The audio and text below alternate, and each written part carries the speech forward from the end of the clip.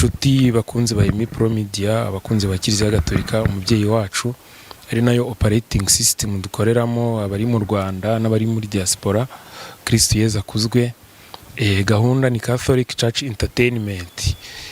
Murabizi ko tubagezaho indirimbo zacu zivuguruye zijyanye na standard tugezeho, ndetse n'ibiganiro by'ukwemera. Muri aka kanya turi Igikondo, twasuye umubyeyi wacu umusaseridoti Padiri Eugene mukunda cyane, abenshi bamubona hano nyine mu butumwa hakorera aha turi Igikondo, no kuri social media turamwemera cyane. Reka tumuhe umwanya adusuhuze, adushyire n'imbere y'Imana, ubundi twumve agaseke yadupfundikiriye.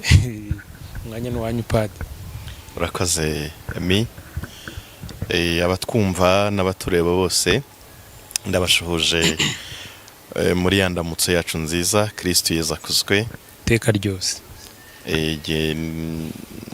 Ndi Padiri Eugene Niyonzima, ndi umupadiri w'umupalotini, kugeza ubu ukorera ubutumwa bwanjye hano Igikondo.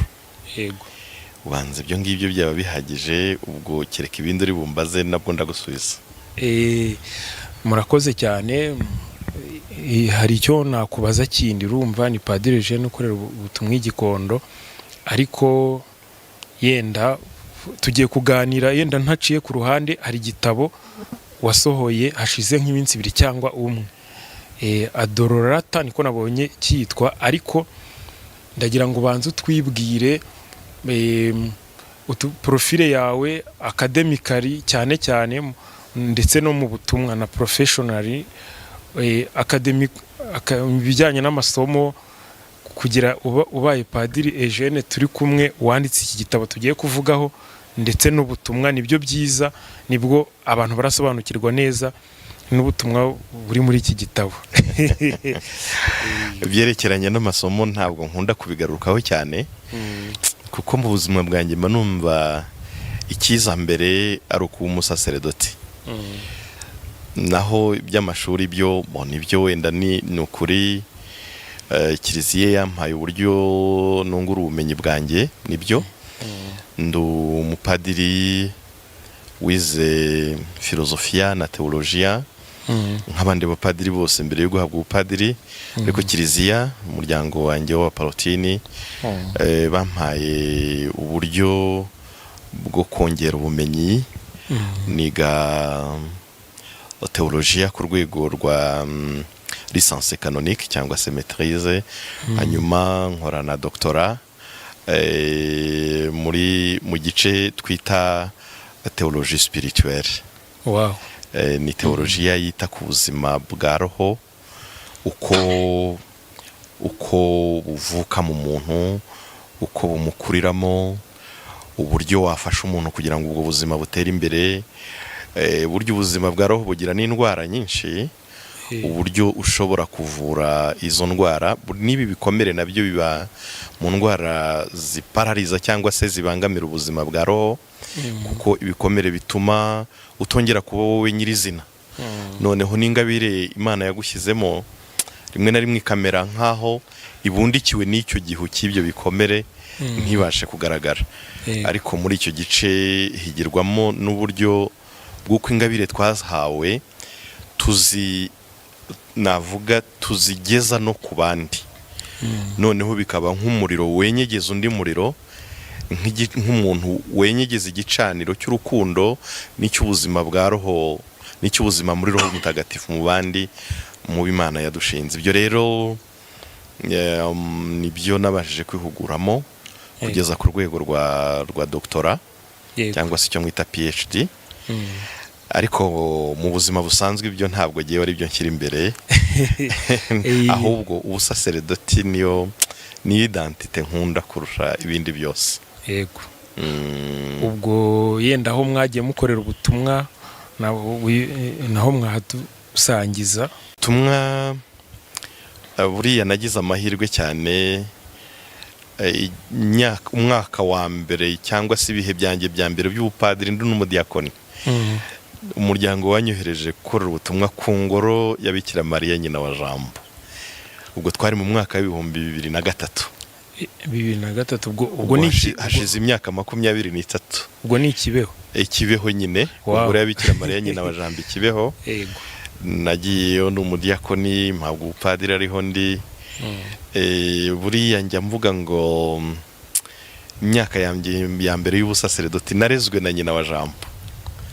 Ibyo bintu ni byiza. Urumva ako kantu karandyohera ni age d'or de mon sacerdoce. Hanyuma navuyeyo njya gukorera ubutumwa bwanjye ku ngoro ya Bikira Mariya Kabuga, nibwo yari kivuka tunashinga paruwasi ya Kabuga. Buriya ndi mu kipe ya mbere yashinze paruwasi ya Kabuga. Wow. No kuvuka kw'ingoro y'impuhwe z'Imana Kabuga. Buriya Kabuga dufitanye amateka mu kuvuka kwayo. Na communauté ivuka, urumva ndi muba navuga nukugenda umuntu akuba inzira avana ibyatsi mu nzira kugira ngo. Kera ndi umwana najyaga nkubonayo ndabyibuka. Urumva wambonye uri umwana none uri umugabo. Aho rero niho nakoreye ubutumwa bwanjye, ubundi mukorera igihe gito kuri paruwasi ya Masaka aho twita Kwihara. Mvuyeyo nimuriwe Kibeho nanone nsubirayo bwa kabiri. Yego. Hagati y'umwaka wa 2007 kugeza muri 2010. Yego. Nyuma ya 2010 nibwo noherejwe mu butumwa nyine bwo kwihugura kwiga. Hanyuma narabikoze kugeza muri 2015. Yego. Ariko hagati aho guhera mu 2012 nabwo nari umurezi w'abaseminari bacu, nari umuyobozi wa Scholastica cyangwa iseminari dufite Igoma. Nkaba n'umwarimu muri Grand Seminaire. Umwarimu wa teologiya muri Grand Seminaire Nyakibanda. Oya, Igoma. Yego.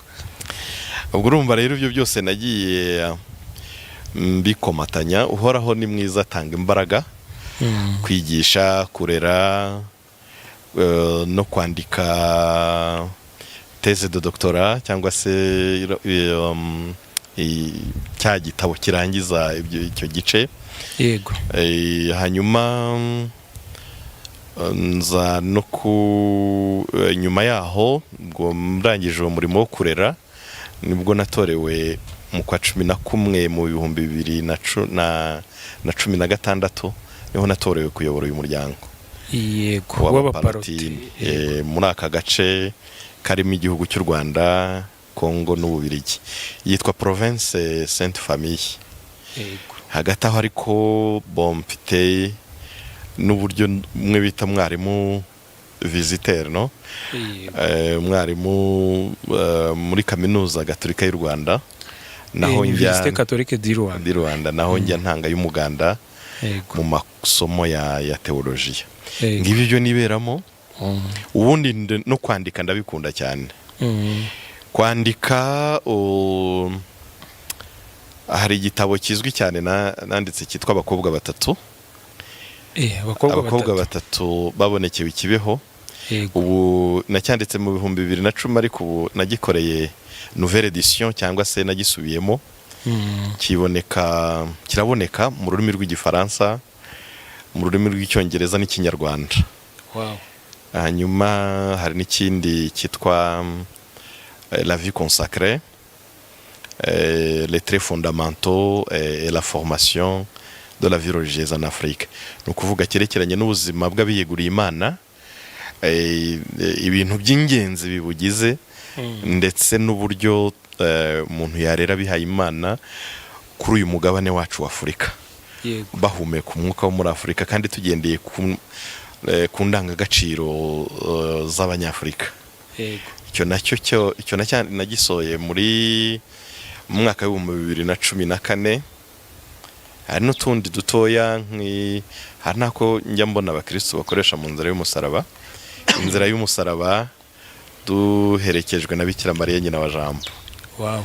Ako nako karakoreshwa, nako kasohotse mu mwaka wa 2010 nako. N'utundi duto ntavugira. Umwana rero mushya ni Adorata. Yego. Umukobwa wanjye iki nicyo nari ngiye kukubazaho. Umukobwa wanjye uharawe na Adorata. Ado ni umukobwa ni umukobwa ukunzwe cyane yego witwa Dorota, ni uri muri iki gitabo. nari ngiye kukubaza Mpamvu ngo ni umukobwa, burya umwanditsi ni nko burya kwandika ni nko kubyara, uba wibarutse. Iyo usohoye igitabo nk'iki ni nk'umwana wabyaye, aba ari nk'umwana ubyaye, kuko urumva uba waragize igihe cyo kubitekerezaho, igihe kinini, igihe cyo gutuma akurira mu nda, niko navuga, agakurira mu nda, noneho akazajya ku rupapuro ni nk'uko avutse.